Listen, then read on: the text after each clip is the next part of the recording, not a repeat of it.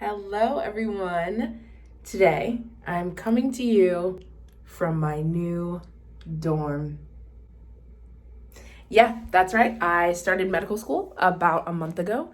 I have taken my first exam. I have explored a new city and started to get into the swing of all things medical school. But that's for an entirely other video. What I want to talk to you about today is not the biggest, one of the biggest mistakes you can make as a pre-med student. Let's get into it.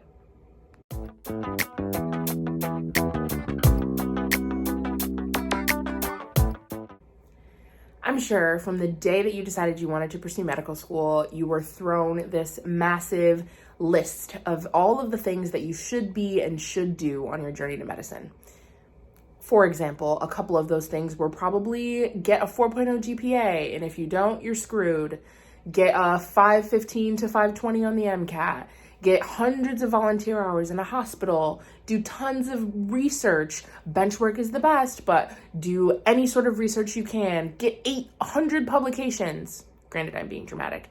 But get a ton of publications and this, that, and the third. And while I vividly remember getting all of that advice, the thing that I've learned having gone through all of that, made it to the other side, and gotten into the school of my dreams is that not all of that is mandatory. In fact, very little of it is. And it's oftentimes way more important to do an experience and take your time and dig deep into something that you really enjoy and are happy to talk about during an interview, rather than doing something that just looks pretty on your CV. Now, don't get me wrong. A lot of those things are great. And if you have the time, energy, motivation, and the power that many people may not have to do all of that in college while balancing life and family and still living a fun and joy-filled life, then great.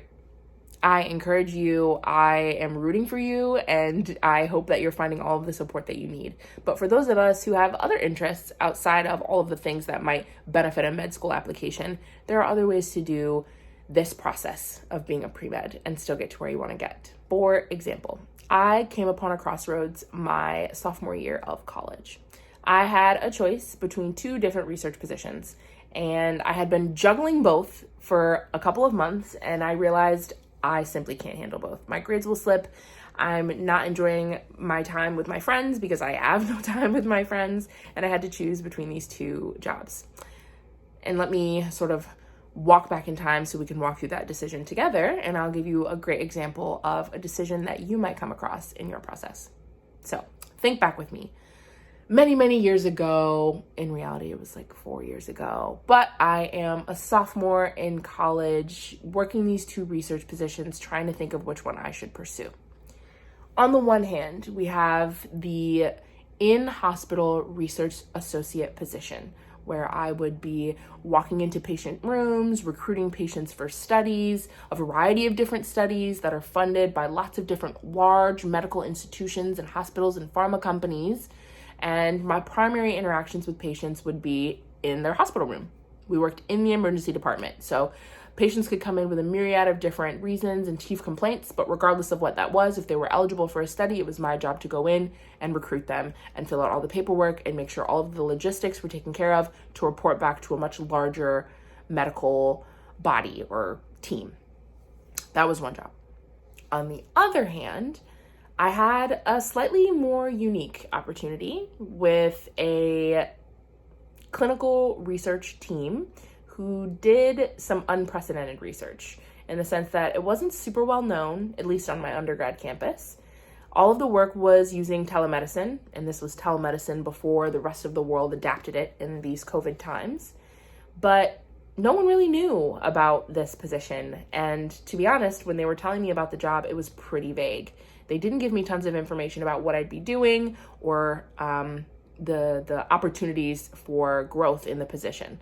I simply knew what patient population I'd be working with, the general project I would start on, and that I could start if I'd like. And while for some people that might be terrifying, for me, it was intriguing. I took some time and gave it a deeper look and figured out, okay, what does it mean for my job title to not be super rigid? what could a position at this place look like in a year or two from now, just based on the relative flexibility that I see all of these people have at their job. Whereas at the other position, my role was set in stone. Opportunities for advancement were once in a while, very few. And even then, those opportunities were not given to everyone. So, what did I do? If you couldn't tell already, I went with the less flashy position on paper. That was the clinical research position at the slightly lesser known lab. While a lot of my other friends pursued the other opportunity, the emergency department associate position, working right in the hospital directly with patients, it looked great on a resume. Fantastic on a CV. I'm sure lots of them talked about this position in their interviews down the road. But for me, in the little time that I worked at that job, I felt more like a burden to patients than I was an actual help. Whereas at the other position, where my role was kind of vague, kind of flexible, and I could grow and shape and mold into whatever type of researcher or future physician that I wanted, and that allowed me to get directly involved in patient care and have an actual, tangible impact on the lives of the patients I was working with. What everyone thought was a sort of random, not so flashy position my freshman year turned out to be the centerpiece of my college experience.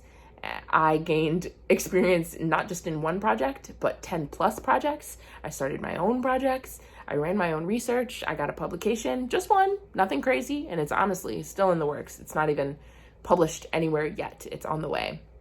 But that job, that one job that I made the choice to pursue my freshman year carried me throughout all 4 years of college. And I'm pretty sure it nailed me some of the medical school acceptances that I got. I just lit up when it came to talking about the research that I was doing, the patients that I was working with, the colleagues that I was making bonds with that would carry me throughout the rest of my career. 10 out of 10. I wouldn't change it for the world. And sometimes those decisions, choosing the ones that may not look as flashy on paper, but can actually have a profound impact on your development as a person and a future physician, those decisions are the ones that are the best ones you can make as a pre-med. So if you take anything from this sort of all over the place video, don't fall victim to the idea that you have to have the perfect numbers, the perfect job, the perfect research, the perfect publications. That's not the case. Uniqueness is your asset. Take advantage of it, and don't be afraid to pursue an opportunity or a position that maybe doesn't fit the mold of what everyone thinks a pre-med should do. But if you think it'll be profound and impactful for you and potentially for the people you'll be serving, go for it.